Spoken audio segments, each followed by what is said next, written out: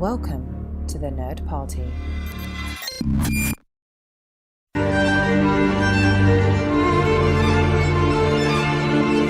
Hello and welcome to the A24 project here on the Nerd Party, the only podcast that takes you through the entire back catalogue of A24 films, 2 films at a time every fortnight, alongside interviews with the people behind the movies.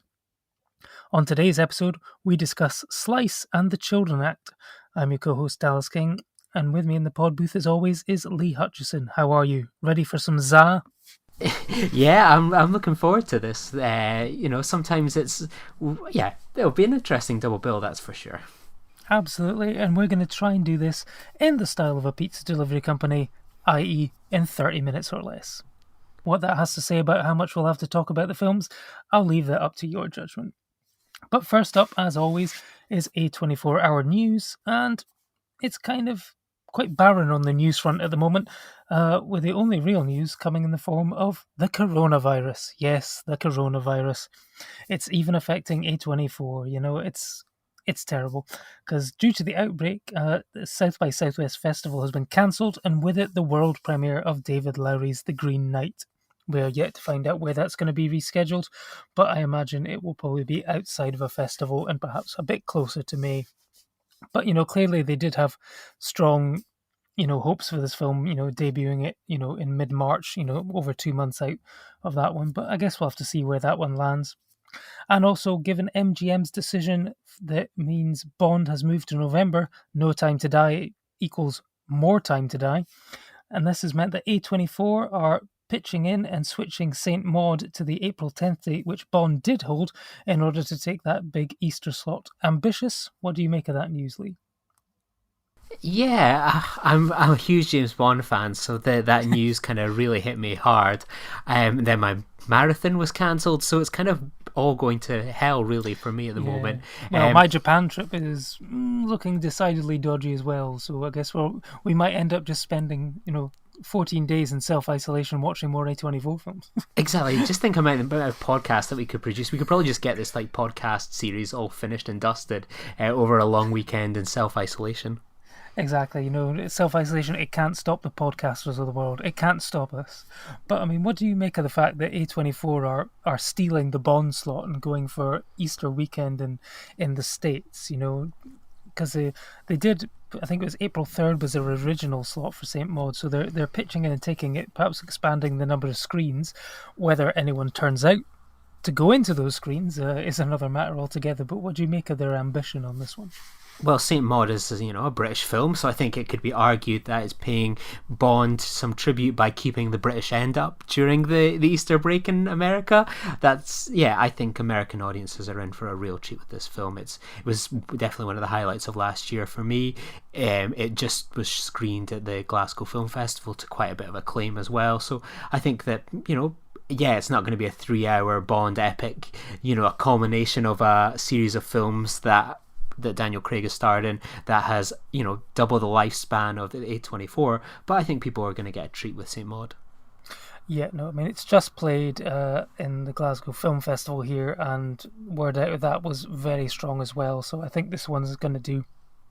It fits in perfectly with their elevated horror films, again, with the inverted commas that you can't see, but alongside Hereditary, when we I think we both sort of saw elements of sort of First Reformed and The Witch, so I think this is going to be another slam dunk for A24, and I managed to have a very tiny brief conversation with Rose Glass at an event at the Glasgow Film Festival after an industry event, and she was talking about, I don't think she was really aware of the full extent of the fandom of A24, and I asked her if the shop had approached her yet with ideas for maybe the sort of Virgin Mary figures but in the style of St. Maud, and she thought it might be fun to get one of the Virgin Mary lighters but with St. Maud on it. So hopefully she'll go to them next week and pitch some much needed merch to keep the British end up as it was.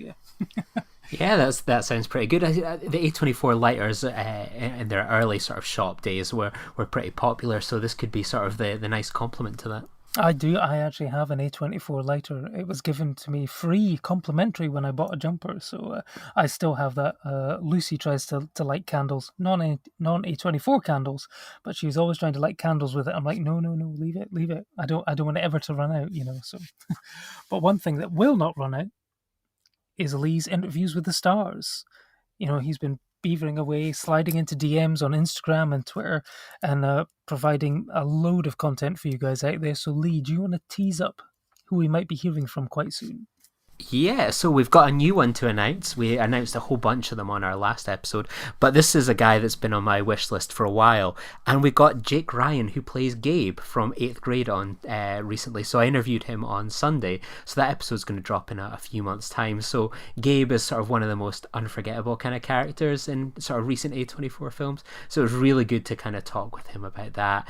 And yeah, next week we've got an interview, and I think it's a pretty cool one, actually. So we've got Kyle Newman, who directed Barely Lethal, which was a film that we were quite mixed on, or had, we weren't the most positive in the world about it.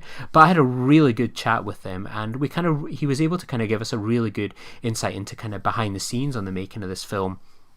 And he's a successful director in his own right. He's directed videos for Lana Del Rey, Taylor Swift, which are like huge events in themselves. So here's a little preview of next week's interview with Kyle. The film kind of really stands out when I watched it. It's like it really stands out from, say, some of the other A24 films in the respect that it feels like this larger than life action premise. But then it also, you think, well, actually, it feels like it perfectly belongs within this filmography with this, as you mentioned, this coming of age story of a young woman, and that's something that they tend to see and look for in their films. Was that a kind of mix that appealed to you as well, to be able to tell both an action story but something, as you say, something so sweet too? Yes, I wanted the movie to remain innocent. I wanted the movie to play to a younger crowd. And it's unfortunate maybe it didn't find that exact crowd. It's rare you see Sam Jackson interacting with a bunch of 7 or 8 year olds, and it's rare you see him in anything that's this light, And he was just a joy around these an inspiration. A lot of these young actors, he was really opened up to them. He'd really collaborate with them. He was ever present. He even gave us an extra day of shooting because he really loved what we were doing and the vibe of it all. And I knew we were never going to be able to do full justice to the action, and I knew that wasn't the point of the movie. The point was that's the world she came from. And I just needed enough to authenticate that. Unfortunately, like I said, all that stuff largely got cut. But you just want to know that this is the serious world she came from. This is why she's escaping, and this is how intense it can be. And then to be thrown into something that was so different and alien that you just can't really prepare for or study before you get there. So it was that contrast. And as soon as I heard A24 was interested, I mean, I'm a huge fan of A24. They're one of the few brands I think that actually curates impeccably, and they have an identity to them, in the way that very few other studios and distributors do. I feel like there's a lot of let's throw whatever's cool at festivals this year. Let's collect some of them and throw it against the wall. But they actually have a very specific type of tone. And I was surprised that they were interested in the movie. And I flew out and I talked to the guys, and I was like, I thought it was a joke at first. I'm like, what? And they're like, no, we're trying to do different stuff. I mean, we can't only do one type of thing. We don't only want to do one type of thing. And this movie has a different energy to it, and it can do a different type of business for us. So I was excited about that. It was just unfortunate that the collaboration was truncated because we had such like a problematic financier who couldn't fulfill his obligations as a distributor as well, but was also really difficult about passing the baton to them.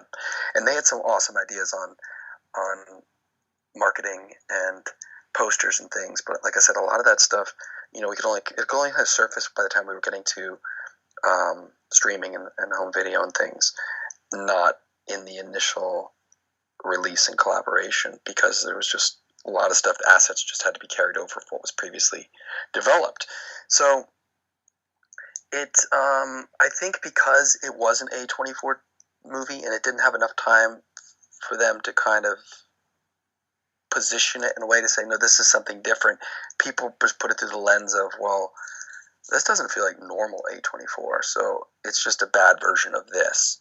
And while the movie's not perfect in any respects, I feel like, my issue was I just wish it had the platform to go out there so we could market it, so you could put the idea into people's head that, no, this is never intended to be Hannah. Hannah's Hannah. I like Hannah, but this is clearly not Hannah. There's a reason why we cast it and has a certain tone to it and a certain style to it that's not these other movies that it invariably got associated and compared with. So it was a tricky it was a tricky process, but I feel like they did the best they could considering the window we had and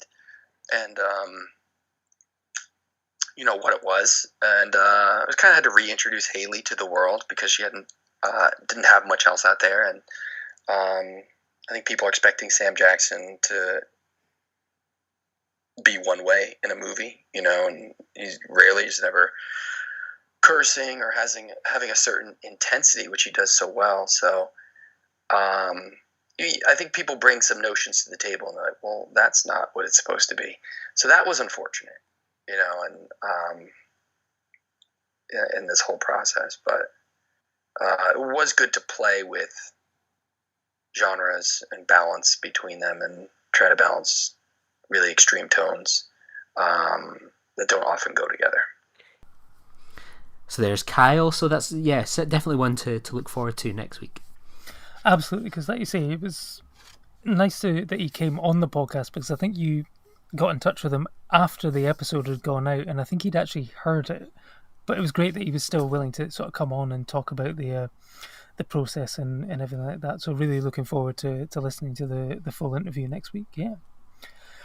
But of course, we have 2 films to discuss on this episode, and the first one is going to be Slice.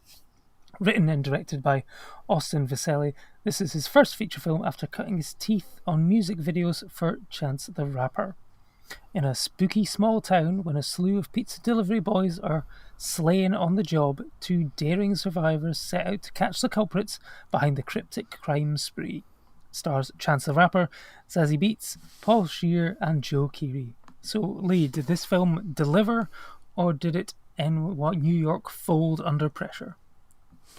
I am someone that doesn't particularly enjoy pizza like the next day or anything like that. I have to have it fresh at the time. It's the best takeaway to have the next day. It's the best takeaway to have. See, it never kind of works for me. So this was a repeat viewing for me. And yeah, I think this probably would work really well as sort of like a web series or something like that. Like, I think they have a really interesting kind of concept with this town that sort of like has like 40,000 ghost citizens in it. And I think there's like an interesting concept there to be had. But at 83 minutes, it feels like it's stretched out far too far. And I think the highlights are sort of like the little vignettes where they have these little kind of adverts for sort of like the pizza slices and how it works with this like place with the ghosts and everything like that. It was a film that watch on repeat. I was just like, oh, it's okay. It was just not that great. But one thing that did stand out for me when I was kind of paying close attention to the credits was that Ludwig Göransson, hopefully I pronounced that correctly, was the guy who scored this film. And in less than sort of just over a sort of year and a half from kind of making Slice, a film that sort of has probably ended up on sort of A24's DirecTV kind of deal. People are maybe seeing it for like 99 cents or something like that. He has gone on to be the person that's replaced Hans Zimmer for Christopher Nolan on Tenet, because Zimmer wanted to focus on Dune. So I thought that was a really interesting kind of career journey, that in this film, which is, mixed to say the least, that someone has really kind of burst out of this film and really kind of gone from strength to strength. Yeah, I didn't actually realise that. I mean, the score itself was actually, I thought it was good. It certainly set the tone and the right sort of atmosphere and the sort of what the film was going for, with this sort of slightly heightened, weird sort of. For me, it kind of felt like I think, like you say, a web series might have been better because it does feel sort of like an episode of like Buffy or Supernatural were the sort of two things that came to mind. Like you say, with this world where there are ghosts and sort of humans and werewolves all living together. Apparently, it's supposed to be in perfect harmony, but of course, things happen. Otherwise, if there's no conflict, then you don't really have a film, do you? So yeah, you need that kind of conflict. But I mean, also, this film came out probably was it about 2018. So you're looking at, Zazie Beetz, of course, has gone on to huge things since, appearing in Joker and the like and Deadpool as well. So she's really come out on this. But I think when you were saying that it could have been a web series, but at 83 minutes it felt stretched, I had the exact same feeling that this was an 83-minute film which felt longer, and that's not a compliment. It was just really the pacing of it. I found the problem, it just never really going. But I think one of the major problems I had with this was there didn't seem to be a real definitive lead character in who you were following on this journey. It kind of sort of bounced between a couple of the pizza delivery people, and then it was this reporter who was investigating the crimes, and then when Chance the Rapper, who I have no idea. I mean, I'm assuming that if he was not a rapper and was a plumber, he would have been called Chance the Plumber. I don't know. But then he sort of turns up halfway through, and then he sort of becomes the lead for a while. It also felt sort of very messy, and I think, yeah, like you say, a web series where you had many episodes following different characters and then all culminating and tying together in this finale, I think might have worked a bit better. Do you think? Yeah, I think so too. And I'm the same as you. Like, when I was kind of got to the end of the film, I was confused at who the main character was as well, and it just seemed, I say, like, I think that's again where we're tied into that web series, that you could have maybe had, maybe 5 or 6 10-minute episodes or something like that, focused on different people sort of within this town, whether it's the journalist, employees at Perfect Pizza Base, the ghosts, the big cheese, all these sorts of characters. I think they really kind of, I think that would have been a more innovative kind of way to present this story, and to maybe take away the problem of a lack of a sort of main character or focus. Yeah, because another film it kind of reminded me of was Bright. I'm not sure, did you watch that when it came on Netflix? It's a film where, you had orcs and elves and humans who were all battling together, but then had come to a truce, and then were living side by side, and then of course something happens which then creates the tension. So it felt kind of like that as well. So I'm assuming this was A24's Bright, and that they thought that this could have been maybe something, but then just it didn't really work for me. It's part horror, part comedy, but wasn't either scary enough or funny enough to really work as either, and certainly not together as well. I mean, you had Chris Parnell, who's done Saturday Night Live and is very funny. He's on Rick and Morty as well as the dad, and he had some good moments, but other than that, it just felt very. Also felt kind of like, it reminded me of like a Kevin Smith film. Like if he had done like a fantasy thing, this is the kind of thing I could, maybe because it was all sort of set around a sort of pizza place. It just happens to be set on a hellmouth, which is why I thought of Buffy as well. It felt like it was pulling from a lot of different things, but it was never greater than the sum of its parts, I think. Yeah, I agree, and the only bit that sort of, it just, yeah, it wasn't a kind of good film, and I think, yeah, I can see why they would invest in this film and to distribute it, but yeah, it just sort of doesn't sort of seem to fit in too well with their filmography very well. It seems just sort of a bit of an anomaly. Yeah, no, I think it was. You've got this. I think Zazie Beetz and both Chance the Rapper were in.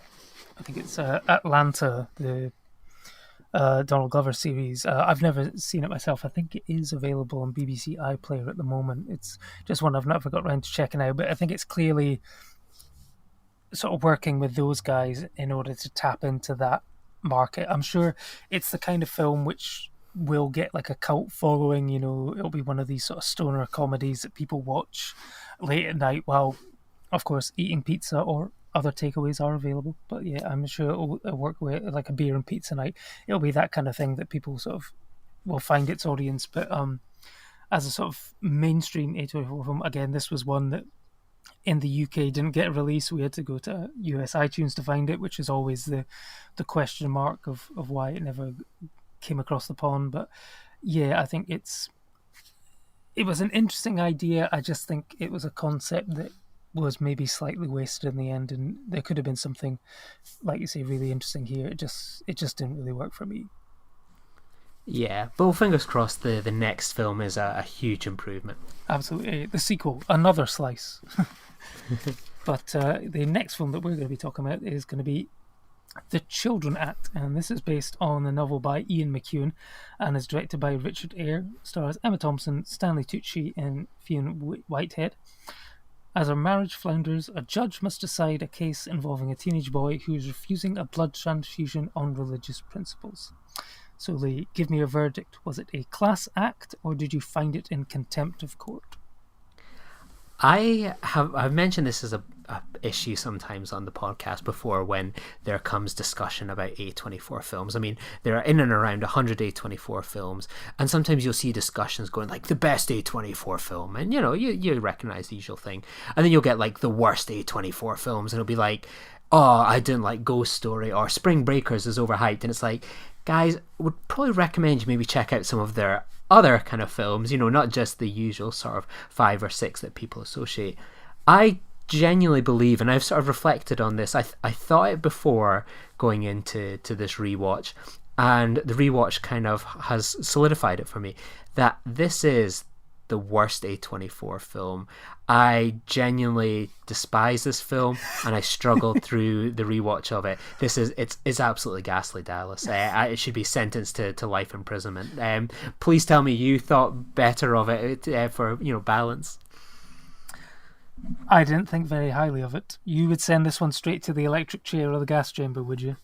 No chance of parole, no chance of any sort of This was an incredibly dull film to watch, I have to say. There was no real sense of urgency or conflict. The main I thought this was going to be a film about this judgment. It was going to take the whole film. It would end on the judgment. It's no spoilers really to say that the judgment happens around 20 minutes in, and then it follows the relationship between Emma Thompson's judge and the boy played by Fionn Whitehead, who was in the lead in Dunkirk and in Black Mirror, the Bandersnatch episode as well. The top 3 actors they have are all very good. They just don't seem to have anything really to work with. I got the DVD for this out of the library, and it was covered in 4-star reviews from the likes of The Sun, the Daily Mirror. They called it Emma Thompson's finest performance. How does that make you feel?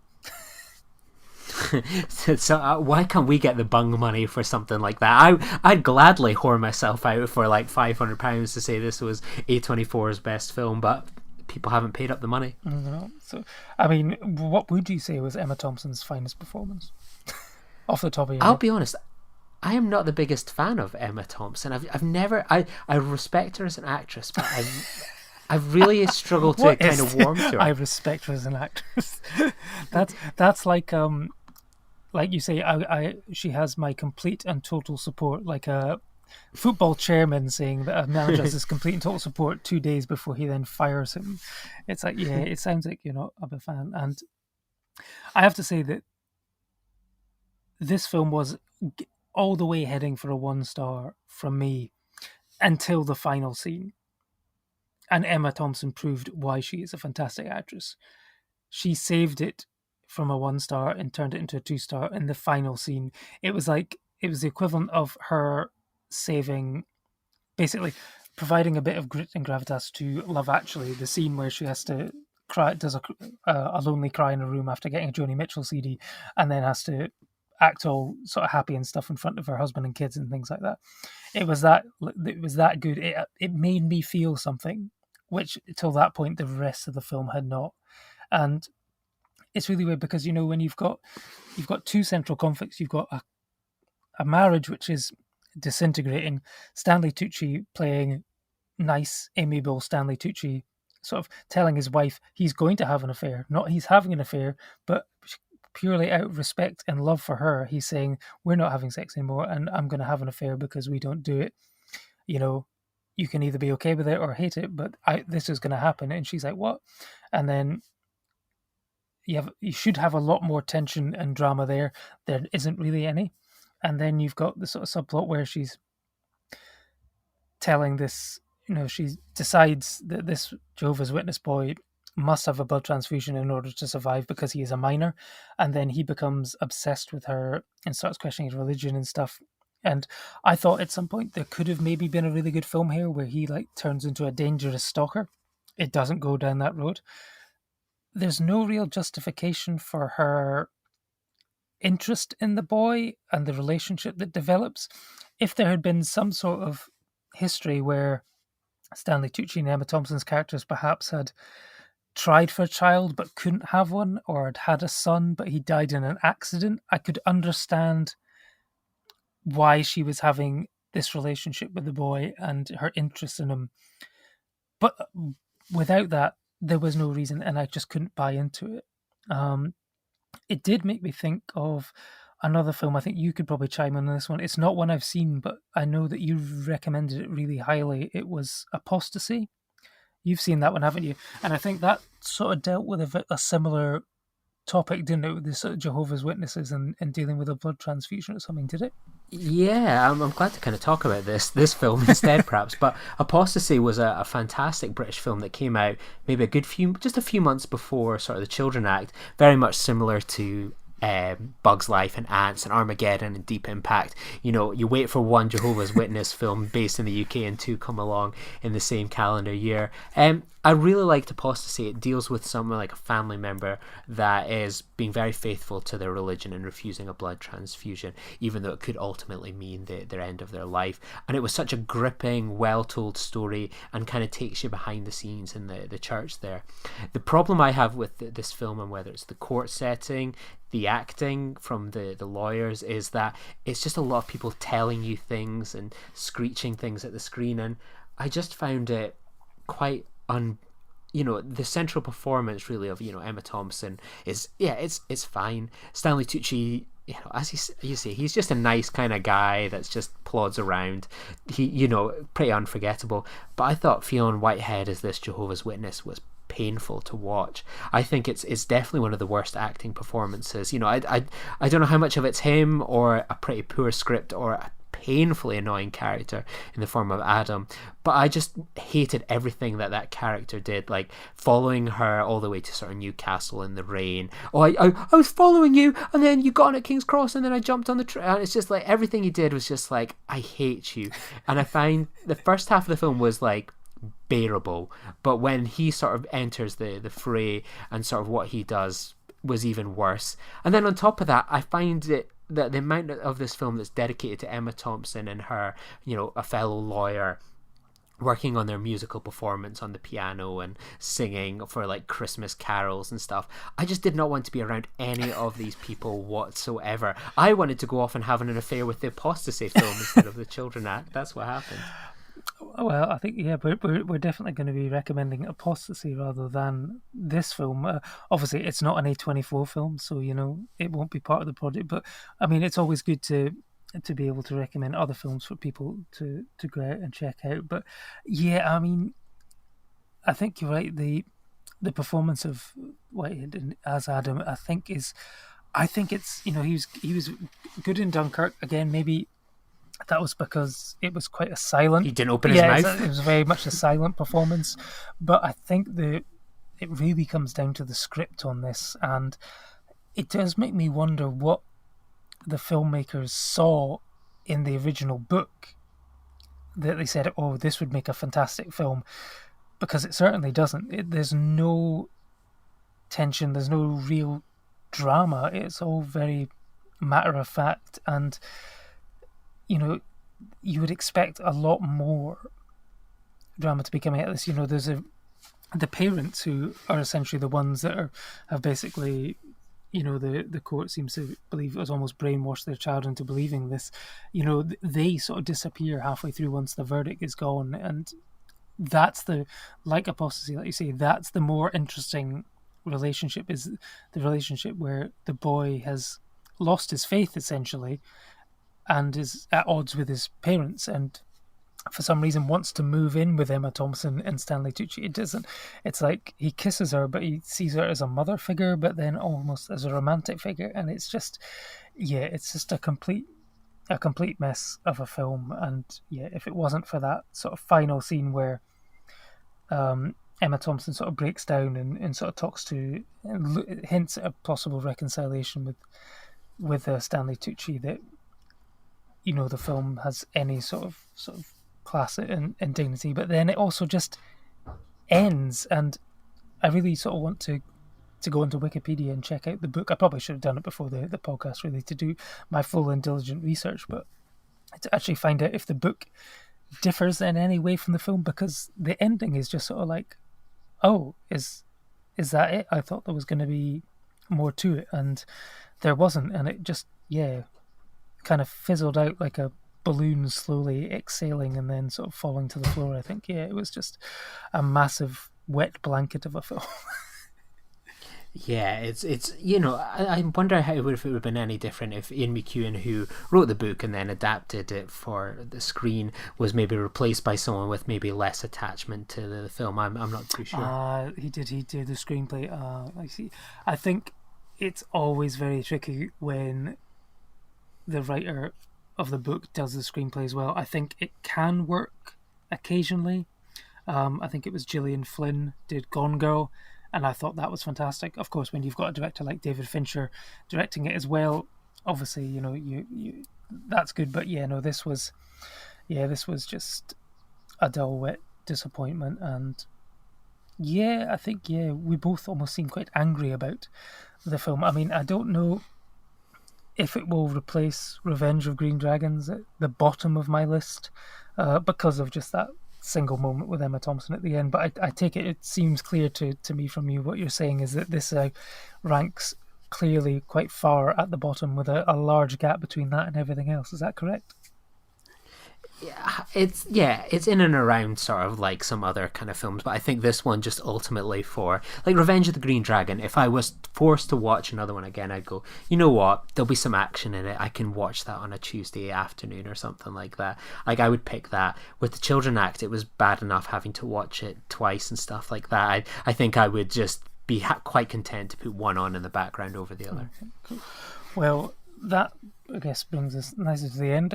Children Act will not be getting a glowing recommendation from us, but if you are listening and joining in the project with us and watching it, going through all of the A24 films, then unfortunately, yes, you will have to watch this one as well.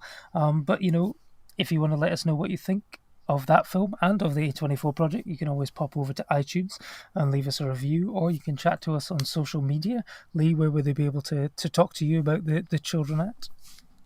Yeah, you can find me at Twitter at @LeeHutchison_. And you can get me at DallasKing1138.